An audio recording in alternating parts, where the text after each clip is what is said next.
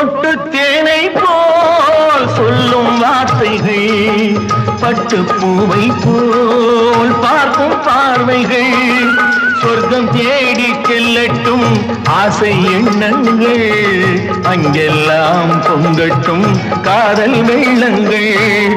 ஒருவர் மீது ஒருவர் சாய்ந்து ஓடும் போலே ஆடலாம் ஆடலாம்.